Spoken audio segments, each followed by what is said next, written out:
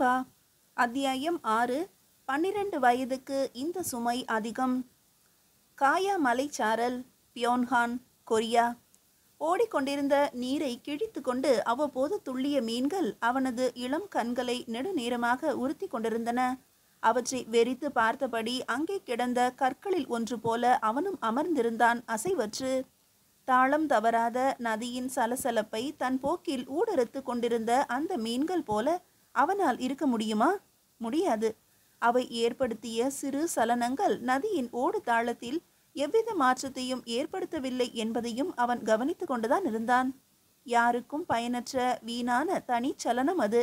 என்றாலும் மற்றபடி சுவாரஸ்யங்களற்ற நதியின் ஓட்டத்துக்கு ஒரு புதிய அழகை கொடுத்தது என்றே தோன்றியது. அப்படி என்றால் தாளத்தை மீறலாம், மீறலும் அழகுதான். இஜினாசி! பின்னால் இருந்து வந்த குரலுக்கு இசைவாக எந்த அசைவையும் அவன் காட்டிடவில்லை. உணர்வற்ற அந்த குரலுக்கு சொந்தமானவன் அவனுக்கும் சொந்தமானவன்தான். மாமன். அப்படித்தான் சொல்லி கொண்டான்.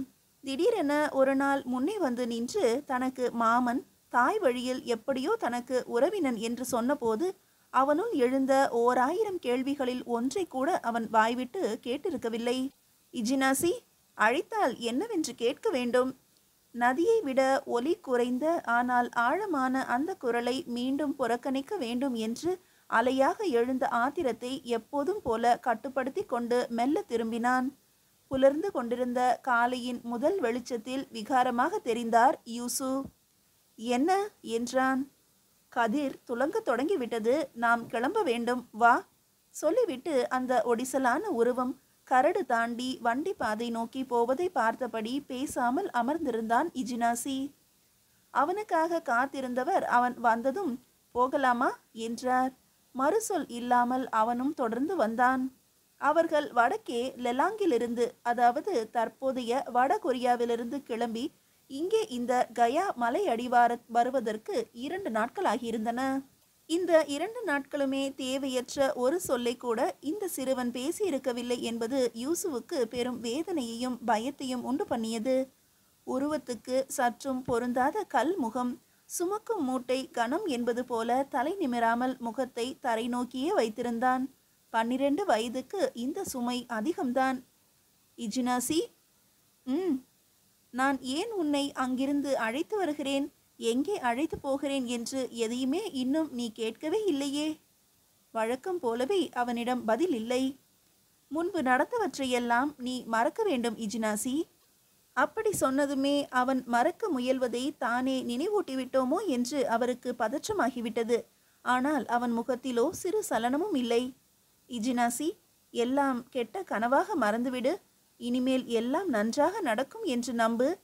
தோள் மீது கை வைத்து மனதில் இருந்த அன்பை எல்லாம் ஒற்றை அழுத்தத்தில் கடத்திவிட முயன்றார் அவர். கனவா? அது எப்படி கனவாகும்? கனிவு ததும்பும் தாயின் முகமும் தந்தையின் புன்னகையும் அவன் மனதில் வந்து போயின. அது எப்படி கனவு என்று நினைக்க சொல்லலாம்? என்ன உரிமை இருக்கிறது இந்த கிழவனுக்கு? யூசு பேச பேச உள்ளே அடைந்து கிடந்த எண்ணங்கள் எல்லாம் உரு பெற்று கண்முன் ஆடின. அவன் மனது காயா மலை அடிவாரத்தில் இருந்து எழுந்து பறந்து ஓராண்டு காலத்துக்கு முன்னே சென்று வடக்கே லெலாங் மாவட்டத்தில் பேய் நதிக்கரை ஓரமாக அமைந்திருந்த சிறு குடி ஒன்றின் நடுவீதியில் போய் இறங்கியது. பேய் நதி தற்போதைய தெதோங் நதியாகும். இஜினாசியின் மூதாதையர் ஆதியில் காயா மலை சாரலில் இருந்தவர்கள்தான். சில தசாப்தங்களுக்கு முன்னர் சீன பெருந்தேசத்தில் வழக்கம் போல சாம்ராஜ்ய குழப்பம் தொடங்கிய போது அதை பயன்படுத்தி கொரிய தீபகற்பகத்தின் வடக்கில் சீன பேரரசின் கீழ் இருந்த லெலாங் மாவட்டத்தை கோகுரியோ அரசு வலிமையாக கைப்பற்றி கொண்டது. அந்த நேரத்தில்தான் பலரும் காயா மலைச்சாரலில் இருந்து வடக்கே நகர்ந்து லெலாங் பகுதியில் குடியேறினர். அப்படி குடியேறியவர்களில் இஜினாசியின் குடும்பமும் ஒன்று. ஆனால் விரைவிலேயே சீனாவில் புதிய கிழக்கு ஹான் பேரரசு மலர்ந்தது. பேரரசர் குவாங்கோ தலையெடுத்து சில ஆண்டுகளிலேயே லெலாங் மாவட்டத்தை மீண்டும் வலுக்கட்டாயமாக கையில் எடுக்க முனைந்துவிட்டார். அந்த முயற்சி நிறைவேறிய அந்த நாளின் தொடக்கம் இஜினாசிக்கு எந்த முன்னெச்சரிக்கையும் தரவில்லை. வழக்கம் போலவே இஜினாசி ஆற்றிலிருந்து நீர் நிறைந்த 2 மூங்கில் பானைகளை பெரும் கழிகளில் பிணைத்து காவடியாக எடுத்துக்கொண்டு கடை வீதிக்கு வரும்போது பொழுது நன்றாக புலர்ந்து தெருமுக்கில் இருந்த உண்டிக்கடையில் சுட சுட கீரை பொதிந்த பவுசுகளை அவிக்கத் தொடங்கி இருந்தனர். வெந்த அரிசி மாவின் வாடையை பிடித்து கொண்டே தங்களின் கடை நோக்கி ஓடினான் இஜினாசி. இஜினாசி, இப்படி மூச்சிறைக்க ஓடி வராதே, விழுந்து விடுவாய் என்று எத்தனை முறை சொல்வது உனக்கு? அம்மா, இன்னும் கொஞ்சம் தாமதித்தாலும் பவுசு தீர்ந்துவிடும். நீர் குடுவைகளை இறக்கிவிட்டு வேகமாக மீண்டும் வாசல் விரைந்தவனை பிடித்து அமர வைத்து ஆவி பறக்கும் பவுசுகள் அடங்கிய தட்டை அவன் கையில் திணித்தாள் அன்னை. அப்படி அழகாக தொடங்கிய காலை பொழுது அது. காட்டிலிருந்து வெட்டி எடுத்து வந்து காய வைத்து குவித்து கிடந்த சிறு மூங்கில் கழிகளை பொறுமையாக சோதித்து சீரான கணுக்கள் கொண்ட வளைவுகளற்ற கழிகளாக பொறுக்கி எடுத்து தேவையான அளவுக்கு அவற்றை வெட்டி செதுக்கி சிற்பமாக கட்டி வைத்தான். அதுதான் அவனது அன்றாட வேலை. அம்புக்கான கழிகளை சீராக வெட்டி கொடுப்பது, அவற்றில் சிறு வெண்கல முனைகளை தோல் இழை கொண்டு பிணைக்கவும் மறுமுனையில் இறக்கை பிணைக்கவும் இன்னும் அவன் கற்கவில்லை. ஆனால் சரியாக அம்புக்கால் செய்வதுதான் ஆக பெரிய வேலை என்று அவனது அப்பா சொல்வதுண்டு. கொஞ்சம் பிசிரான கழி என்றாலும் சொன்ன குறி செல்லும் அம்பாக தகுதியில்லை என்று தவிர்த்து விடுவார். ஒரு கூடை கழியில் ஒன்றுதான் தேறியது என்றாலும் கூட கவலைப்பட மாட்டார். எய்தவன் குறி தப்பினாலும் நான் செய்த அம்பின் குறி தப்பலாகாது என்பார். அப்படி தேர்ந்து எடுத்த பிறகு கொல்லனிடம் தனியாக சொல்லி வாங்கும் வெண்கல முனைகளோ அல்லது இரும்பு முனைகளோ பிணைக்கும் வேலை. அன்று அவனுக்கு அதை சொல்லிக் கொடுப்பதாக வேறு அப்பா சொல்லி இருந்தார். குறுக்காக அறுத்து முனை சீவி இருபுறமும் பொத்தலிட்டு காத்திருந்த மூங்கில் பட்டைகளை வரிசையாக வைத்து அடுக்கி பிணைத்து குறுக்கு கட்டுகள் பதித்து பின்புறத்தில் சணல் ஆடைகளை தைத்து நேர்த்தியான மூங்கில் கவசங்களை அன்னை செய்து அடுக்கி கொண்டிருந்த வேகத்தை வியந்து பார்த்தபடி தந்தைக்காக இஜினாசி காத்திருந்த ஒரு வெகு இயல்பான நாள் அது. அந்த இயல்பை குலைக்கும் விதமாக திடீரென அலறல்களும் அவற்றை மீறி கொண்டு பேரோசையும் கேட்டன. அடுத்து நடந்ததெல்லாம் இயல்பு என்ற வரம்புக்குள் எப்படி வரும்? இரும்பு கவசம் பூண்ட எண்ணிலா சீன வீரர்கள் புரவி கனைக்க கடல் அலை போல அந்த தெருவுக்குள் இறங்கி இருந்தனர். அவர்களின் கைகளில் இருந்தவை பசித்திருந்த வாட்கள் என்று சொல்ல முடியாது. ஏனென்றால் பசி அடங்கிய பிறகு அவை இறங்கிவிடவில்லை. அவை வெறியில் திளைத்திருந்த வாட்கள். வெட்ட வெட்ட வெறி அதிகரித்ததே அன்றி சற்றும் குறையவில்லை. தமக்கு சொந்தமான லெலாங்கை கையகப்படுத்தியிருந்த கோகுரியோ அரசின் படையை நொறுக்கி உடைத்து சேதப்படுத்திவிட்டு தலைநகர் நோக்கிய பாதையில் அமைந்திருந்த அந்த சிறு குடிக்குள் நுழைந்திருந்தது சீன படை. லெலாங் மாவட்டத்தின் எந்த குடிகளிலும் சீனர்களை தவிர இனி யாரையும் வாழ விடுவதில்லை என்று உறுதி எடுத்தவர்கள் போல அவர்கள் கண்ணில் படும் வேற்று தலைகளை அறுத்து தள்ளி கொண்டிருந்தனர். காலையில்தான் சுத்தமாக காணப்பட்ட அந்த தெரு அரை நாளில் மனித உறுப்புகள் உருளும் மயானமாகி இருந்தது. உருக்குலைந்த உடல்கள் நார தெருவே குருதி சகதிகளால் நிரம்பி இருந்தது. அரை நாழிகை நேரத்துக்கு முன்பு சீன பட்டு உருளைகளை வரிசையாக அடுக்கிக் கொண்டே அவனை பார்த்து கேலி பேசிய எதிர்ச்சாரி கடைக்காரரின் மகளை அந்த உருளைகளின் மீது உருட்டி ஆடையை உருவி மேலே அமர்ந்து ஆடிக்கொண்டிருந்தனர் வெறி கொண்ட வீரர்கள். எந்த கண்களிலும் மனிதமில்லை. வெற்றி களிப்பு, வெறி களிப்பு மட்டுமே இருந்தது. வெற்றிக்கு மனிதத்தை தின்னும் அளவுக்கு ஆற்றல் உண்டா? மனிதத்தை, அவனுடைய எதிர்காலத்தை, அவனது ஒட்டுமொத்த மகிழ்ச்சியை எல்லாவற்றையும் வழித்து விழுங்கி கொண்டிருந்தது வெற்றி. வெற்றியின் வெறி கண்டு மிரண்டு வெறித்த இஜினாசியை ஊறுகாய் தாழிகளுக்கு இடையில் ஒளித்து வைத்தாள் அவள் அன்னை. ஆனால் அவள் ஒளிந்து கொள்ள அவகாசம் கிட்டவில்லை. தாழிகளுக்கு இடையே இருந்த இடுக்கு வழியே அவன் பார்த்து கொண்டிருக்கும் போதே அன்னையின் தலையை ஒரே சீவில் அம்புக்கு மூங்கில் கழியை வெட்டும் லாவகத்தில் வெட்டி எறிந்தான் ஒருவன். பயந்து அகன்ற கண்களோடு அந்த தலை உருண்டு வந்து அவன் காலடியில் விழுந்தது. குனிந்து பார்த்த அவனை பார்த்து மிரண்டு விழித்தது. தந்தை வீடு வரை கூட வரவில்லை. தெருமுக்கிலேயே துண்டங்களாக வெட்டுப்பட்டார்.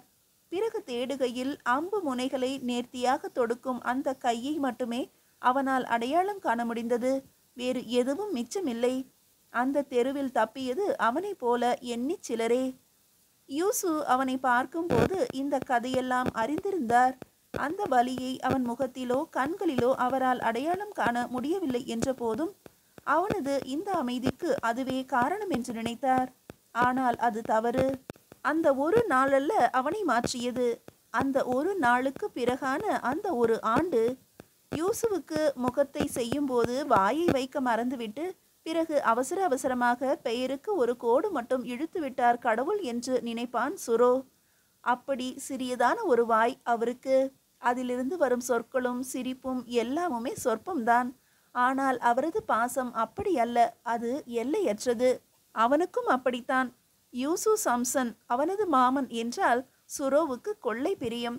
அவனுக்கு எல்லோர் மீதுமே அன்பு உண்டுதான். ஆனால் இந்த மாமன் என்றால் தனி. அம்மாவோடு உடன் பிறந்தவர், அம்மாவின் அளவுக்கு அன்பு வைக்க தகுந்தவர். அவனது சிறு வயதில் ஒரு பிறந்த நாளன்று சுரோவுக்கு சாஜோ பார்க்கப்பட்டது. சாஜோ என்றால் குறி. மிகவும் மோசமான எதிர்காலம் என்றும் சூறாவளி நிறைந்த பயணமாக அவனது வாழ்க்கை இருக்கும் என்றும் சொன்னார்களாம். அன்றைக்கு வசந்த விழா வேறு. சரி, சாஜோவில்தான் மோசமாக சொல்கிறார்கள். கூத்தில் வெறியாடி சொல்லும் பலனாவது சரியாக இருக்கும் என்று பார்த்தால் அவளும் கரும் துகில் காட்டிவிட்டாளாம். அவன் பிறந்தபோது மூதர்கள் சொன்ன கனவு பலன் என்ன, இப்போது சொல்வது என்ன என்று எண்ணி எண்ணி பல நாட்கள் உண்ணாமல் உறங்காமல் அம்மா கிடந்தாளாம். அப்போது இந்த மாமன் தான் அவளை தேற்றினாராம். விவரம் புரிந்த காலத்தில் அன்னை இதை சொன்னதுமே அவனுக்கு அந்த மாமன் மீது தனி மரியாதை வந்துவிட்டது. அவனது எதிர்காலம் குறித்து கடவுளரே கைவிரித்து விட்ட போதும் மாமன் கைவிடவில்லை அல்லவா? மற்ற யாவரையும் விட, ஏன் அவன் அன்னையை விடவும் அதிக நம்பிக்கை அவன் மீது அவருக்கு இருக்கிறது என்பதும், அது வெறும் பேச்சளவில் அல்ல என்பதும் அவனுக்கு அவர் மீதான பந்தத்தை உறுதியாக்கியது. 12 வயது என்பது தொழில் கற்க தொடங்கிவிடும் வயது. குடித்தலைவனின் ஒரே மகன் என்ற முறையில் அவனுக்கு சகலமும் பயிற்றுவிக்கப்பட்டன.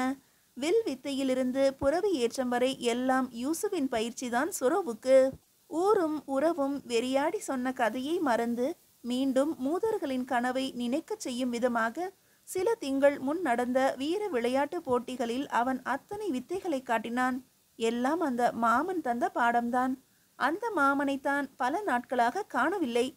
அம்மா, இந்த மாமா எங்கேதான் போனார்? என்னிடம் சொல்லாமல் எப்படி போகலாம்?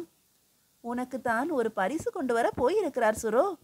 சொல்லும் போதே ஜியோங்கிக்கு முகம் பூரித்தது. அவளுக்கு வரப்போகும் பரிசு பற்றி பெரிதாக எதுவும் தெரியாது. யூசு அண்ணன் சொல்லிவிட்டு போன சில சொற்கள்தான்.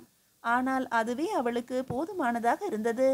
கோழி அடிக்க இருந்தாலும் ஒரு பக்கம் புதிதாக கிம்ச்சியும் தயாராகி கொண்டிருந்தது.